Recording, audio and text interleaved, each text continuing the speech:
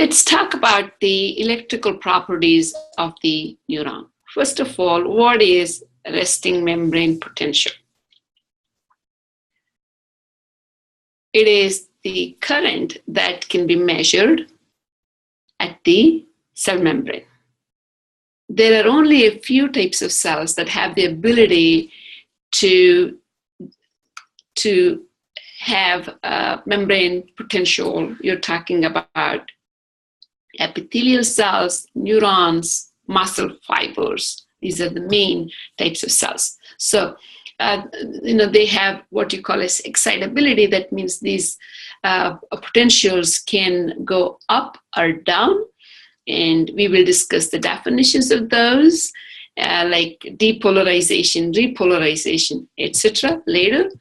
But for now, what we want to talk about is what is resting membrane potential. So it is the electrical current at the membrane, and that is mainly determined by the distribution of anions and cations within the cell as well as outside of the cell.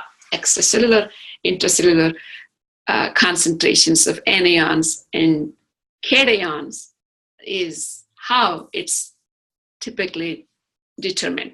So here we would discuss this in a step-by-step manner.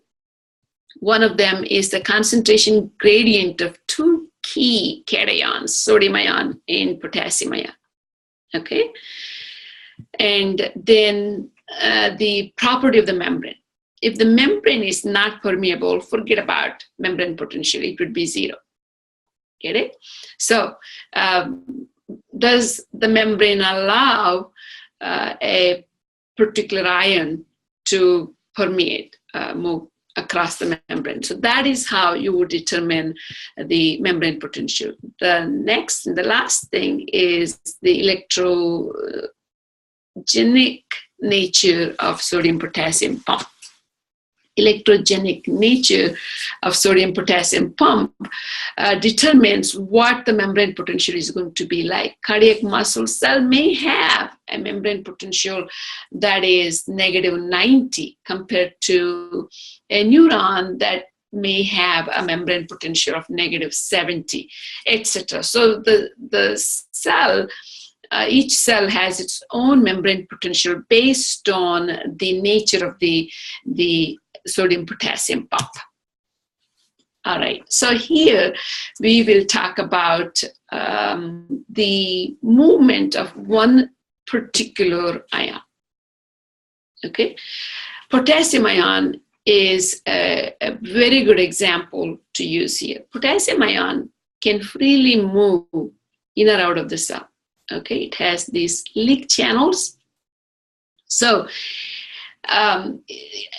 that's one factor. The second thing is its concentration is very high intracellularly. It's mentioned here. Potassium ion concentration is 150 milliequal within the cell. Okay, outside the cell, its concentration is only 5 milliequal per liter. So you can see that there is concentration gradient, and the membrane has leak channels. So what happens? Potassium ion tends to move from its higher concentration to its lower concentration. So through the leak channels, potassium ion exits the cell. So that is its electrical, its chemical property. Chemical gradient is what it's trying to follow. However, there is another situation to think about.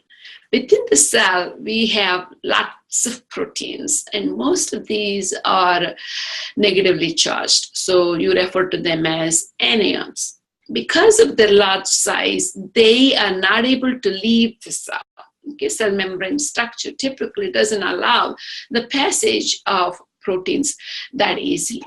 So they're inside the cell, they're anions, and potassium ion has a tendency to leave the cell. Then guess what happens? The same ion is attracted back to the inside of the cell. This is what we call as electrical gradient. Why is it attracted back to the cell? Because the inside is negative. Okay, when inside is negative, a positively charged potassium ion is the only one that can enter the cell because of the leak channels. So if this is the condition that is set up, okay, typically this is not how it happens. There are other ions that can make their way into the cell. So this is our imaginary situation. There is only potassium ion and there are anions, and what would happen? There is this electrochemical gradient that is created. Okay, potassium ions tend to leave the cell because of the concentration gradient, and now they're attracted back to the cell because of the electrical gradient. So this kind of circle is possible, and all of that leads to a membrane potential of about negative 90 millivolts. So if it was just the potassium ion that's allowed to cross the membrane, nothing else, then the membrane potential is negative 90. That's what you also call as equilibrium potential for potassium ion. Equilibrium potential for potassium ion is going to be about negative 90 millivolts. Okay, and we can measure this using this equation, Nernst equation. So what does it say? It helps determine the potential established across the membrane based on the valence of the ion and the concentration gradient of an ion that has the capability of moving across the membrane. So if you're thinking about the potassium ion here, E ion would be E potassium, and this is a constant, 61. This is Z is valence. And now we're talking about the ionic concentration outside. We already know that. That is 5 milliequal per liter. And then similarly, it is the concentration of potassium ion inside, which would be 150 milliequal. And that leads to negative 90 millivolts. And you can determine that for other ions as well that you commonly see across the membrane. Sodium ion is another important one. So I have mentioned that here. Its concentration is the opposite of potassium ion. Its concentration is much greater outside the cell than inside the cell. Those are the numbers you see here, 145 milliequal per liter. That is extracellular concentration, whereas inside concentration is smaller, that is 5 milliequal per liter. Okay, so when you determine the Nernst potential for sodium ion, it's going to be a positive number, plus 60 millivolts. This is an approximate number. So what do you assume here? Sodium ion is the only ion that can cross the membrane. No potassium ion in the picture. In that situation is when you can obtain this number. Okay, so in reality, that is not the case. Neither one of these would be a reality. Okay, so typically the neuron membrane potential is about negative 70 millivolts. Why? Because in addition to potassium ions crossing the membrane, there may be some sodium ions entering the cell. So that is where it's neither 90 nor plus 60 millivolts, but it is negative 70. Please note that the membrane potential within the neuron is close to negative 90 compared to the plus 60. So potassium ion movement can affect the membrane potential more than the sodium ion. So that is one important detail to remember. Okay. All right, now, so I have mentioned the same thing here. Permeability of potassium ion is about 100 times greater than for sodium ion, and therefore diffusion of potassium ion contributes far more to the membrane potential. So this is another detail. Because we have many passive leak channels for potassium ion, there is more potassium ion crossing the membrane, okay, compared to the other ion, sodium ion. So electrogenic nature, this is what I mentioned, sodium-potassium pump action can be at different rates in different types of cells. Okay, cardiac muscles are -90, smooth muscles -60, neuron -70. Okay. Now let's understand the definitions of depolarization, hyperpolarization, and repolarization. Okay, so if the membrane potential is, resting membrane potential is -70. All right, if some sodium ions were able to enter the cell, then you're bringing more cations into the cell, which makes the membrane potential to be less negative or more positive, whichever way you look at it. So instead of -70, the number may be shifted to -65 or -60. That's what you call as depolarization. The opposite is true for hyperpolarization. What if potassium ions were leaving the cell in greater amounts than normal? So you're losing the cation, okay? Loss of cations is one cause of hyperpolarization. Or influx of anion. What if chloride ion were to enter the cell? Yes, chloride ions are in a greater concentration in the extracellular fluid than within the cell. So they could be making their entry into the cell through their channels. And if that is the case, then the condition would be hyperpolarization. -70 may have shifted to a more negative number, such as -75 or -80. Okay. However, over time, through the action of sodium-potassium pumps, the ionic concentrations will be corrected.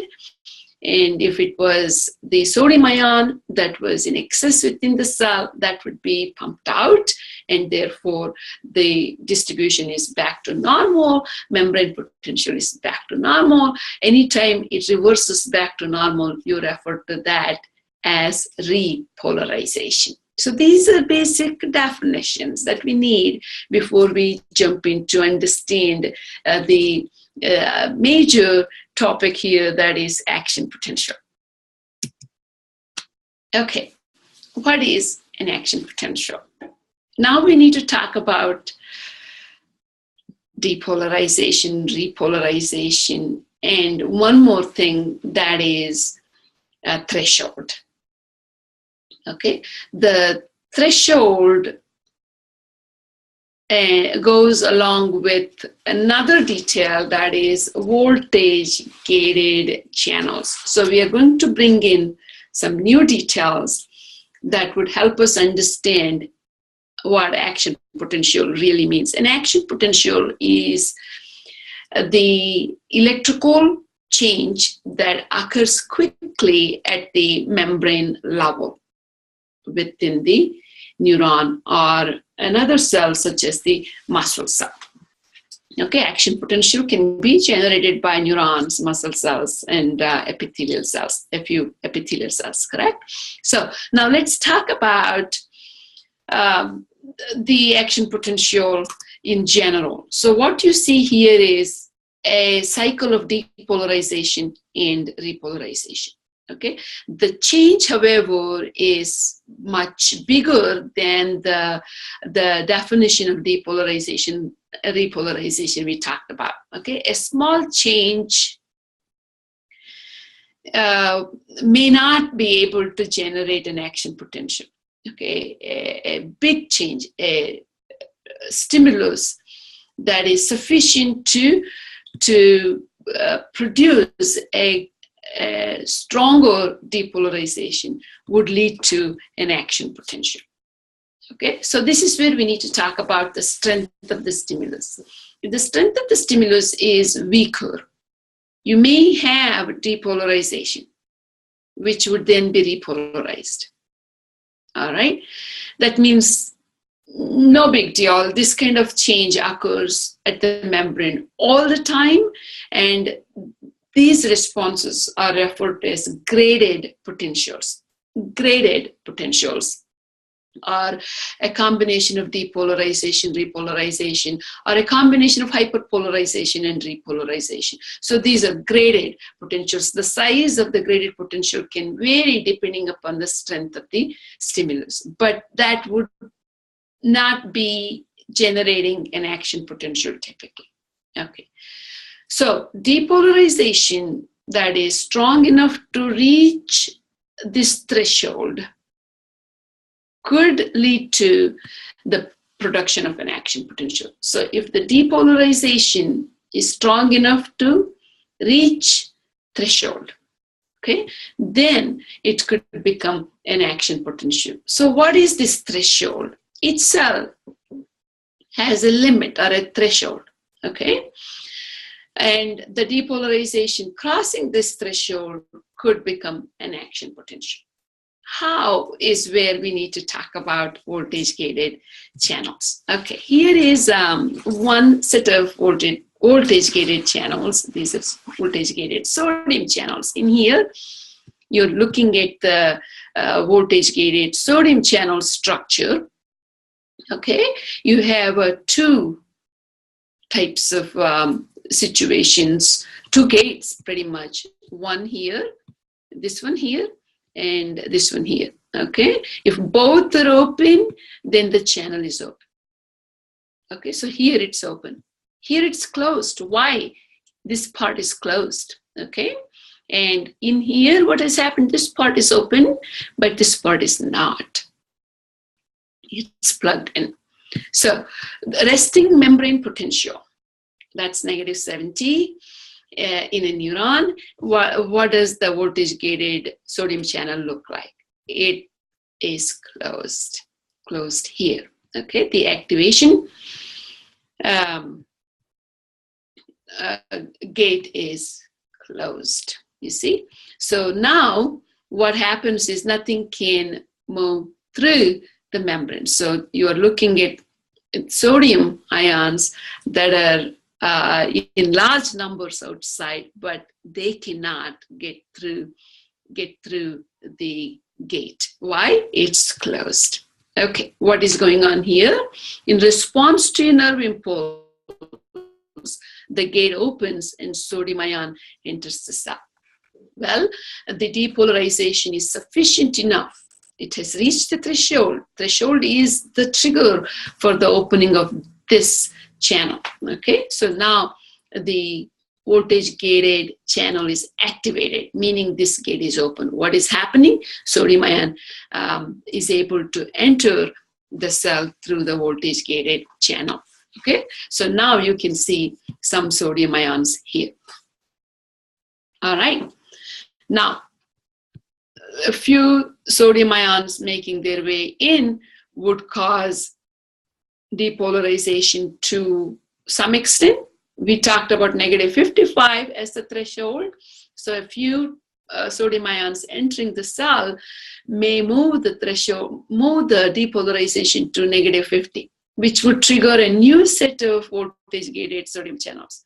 Then it would drive the membrane potential to a new number, -45, -40, etc., and that would open another set of voltage-gated channels. So basically, you're talking about this positive feedback effect. More and more voltage-gated channels become open, more and more sodium ions are brought in. So there is this sudden rush of sodium ions entering the cell. So I'm going to take you back to this graph.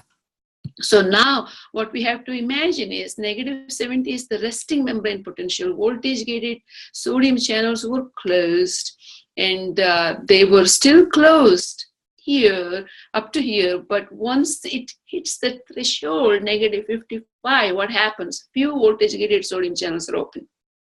As sodium ions moves in, this depolarization changes to this level, and more voltage-gated sodium channels are open, more and more, and suddenly you have this rush of sodium ions pushing depolarization to a very high number, such as +30. Okay, there is an upper limit within the cell. You see, the change has been from negative 70 to plus 30. This is a shift of 60 millivolts. At that point, the voltage-gated sodium channels are made to close. This is the plug that is used to close the voltage-gated sodium channels at that point. Okay, so when you hit that upper limit, the inactivation gate is turned on and it closes the voltage-gated sodium channel. So now you cannot allow any more sodium ion into the cell.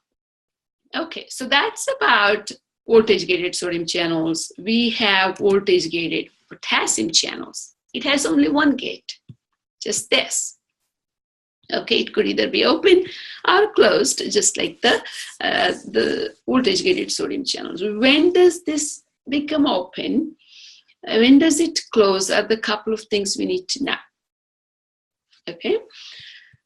Okay, so one interesting thing is it's slow to open. Please note, delayed opening triggered at threshold. So if I were to take you back here, when the membrane potential reaches its threshold, both voltage-gated sodium channels and potassium channels are open.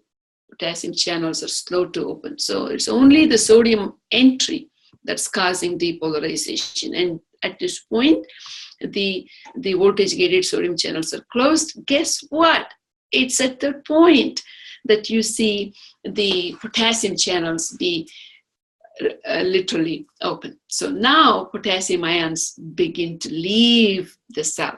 In fact, here inside is so positive now, isn't it? Because of the arrival of sodium ions, potassium ions leave in large numbers, and that is how this repolarization curve is possible. Okay, potassium ions leave the cell, and that causes repolarization phase. So depolarization phase, voltage-gated sodium channels being open and sodium ion entering the cell. Right? Repolarization is where potassium ion, voltage-gated potassium ion channel is open and potassium ions are leaving the cell. Okay, so these are the two situations. In fact, what happens is the potassium ion channel is left open a little too long, which makes more potassium ions escape into the extracellular fluid. So you may have this after hyperpolarization condition just for a short time, but then the sodium potassium pump will be turned on, and that would bring the membrane potential back to normal. See here, okay? So you have to imagine the action of our sodium potassium pumps and the reversal of membrane potential. So this is an action potential. If the strength of the stimulus is sufficient enough to move depolarization to the threshold level, then you have an action potential. This is what we call as an all or none law or all or none principle. You see, if it doesn't reach threshold, there is no action potential. If it reaches threshold, yes, there is. So threshold is the critical deciding factor, and all or none law is where once the voltage-gated sodium channels and the potassium channels open, the event is completed without any additional changes that are needed. Okay. Now, we already know about the different stages. Stimulus is here, threshold, then the voltage rising and depolarization, voltage falls. You have repolarization, and then the after hyperpolarization, resting membrane potential is back. Okay, let's talk about refractory period. What you're looking at is basically this. Here is the depolarization, repolarization, hyperpolarization we talked about, correct? Now, what is this here? Absolute refractory period and relative refractory period. What does that mean? What is refractory period? Refractory period is the duration within the membrane when another action potential cannot be produced. Okay, so the duration typically is when the membrane is engaged in the generation of one action potential. All right, it would not produce the second action potential during its current action potential. So that's what refractory period means. If you were to divide up the time tracing the action potential timing, you would see more details. Absolute refractory period, relative refractory period. Basically, you divided the refractory period into two parts.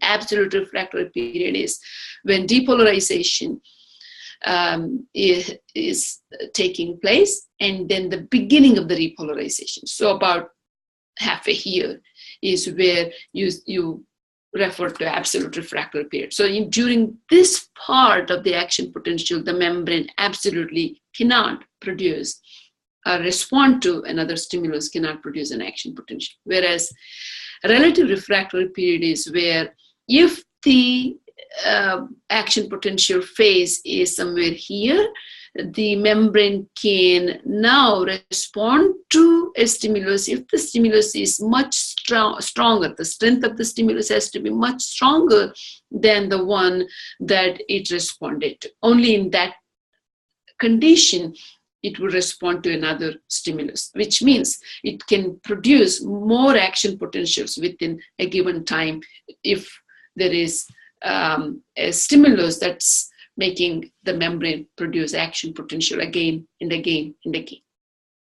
All right, so this is what I'm talking about here, frequency versus amplitude. What I showed here was the number of action potentials within a given period of time. You see only two action potentials in this illustration titled A, whereas in the other representation, you see many, 1, 2, 3, 4, 5, 6, 7 action potentials generated. So frequency of an action potential can change if the strength of the stimulus is greater than the original one. Okay, now amplitude cannot change. Amplitude is the shape of the curve. Shape of the curve is the depolarization, repolarization curve that you're referring to. This is the amplitude that would not change. You know why? Because you have the upper limit.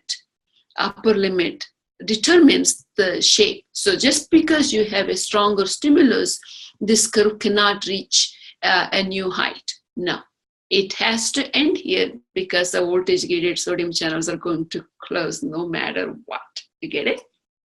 So amplitude wouldn't change, only the frequency. All right. Here you're looking at the ionic concentration during different parts of the action potential. This is action potential in blue.